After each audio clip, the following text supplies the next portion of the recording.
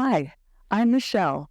Welcome to Seven Part Harmony, a place where you can celebrate who you are today and increase your love for yourself, others, and God.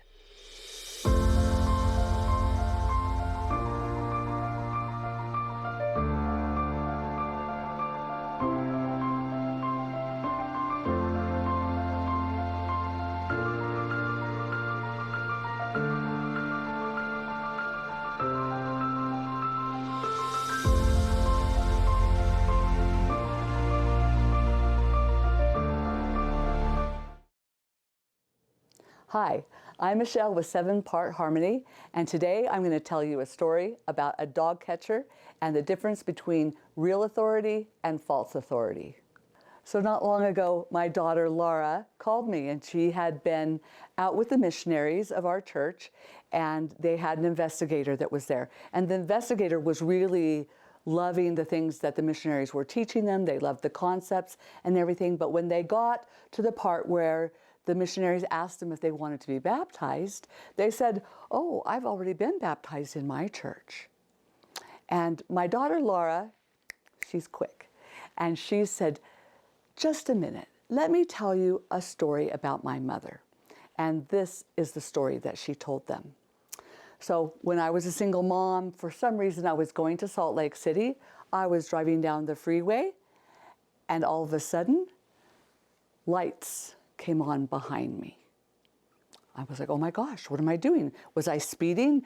Is my registration up to date? I mean, I didn't really know, but I recognized the lights, and I thought, well, I don't know if they're after me, but I'll start to pull over and see what happens.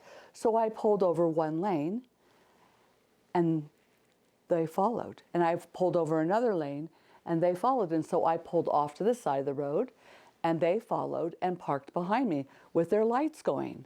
I'm nervous and everything. And a man gets out of, it's a truck, which was a little unusual, but I had seen highway patrol and such in trucks before.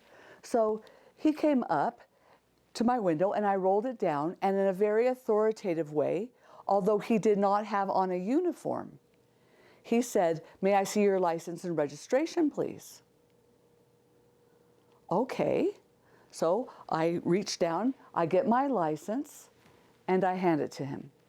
He looks at the license, he looks at me, hands me back the license, and he says, "That's fine, ma'am, you can go." I can go. He didn't tell me what I had done, what law I had broken, and he turned around and walked away and went back to his truck. And I just sat in my car kind of stunned, surprised, feeling a little off balance. And I continued to sit there as he put his truck into gear and drove away. And as he drove away, I realized that he was animal control. He was a dog catcher. And that he had pulled me over, and that he had used like the same exact kind of protocol that you would use if you were an actual police officer, but that he had no authority to pull me over. I mean, of course, I was really nervous. I was like, oh my gosh, this man looked at my driver's license, and he looked at my address, and then I was like, well, of course, I have ADD, and I moved recently, and I haven't gotten to the DMV yet to change the address on my license, so I am safe. But that wasn't really the point. The point to me is, and I think the point that my daughter was trying to make to these investigators, was that sometimes people can do things like they have authority. It looks like real authority. It sounds like real authority.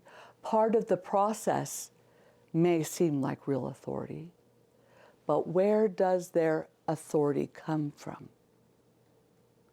My father, when he received the priesthood, received a little card that told him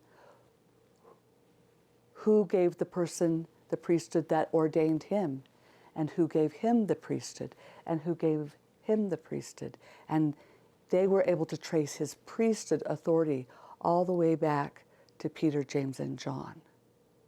That is real authority.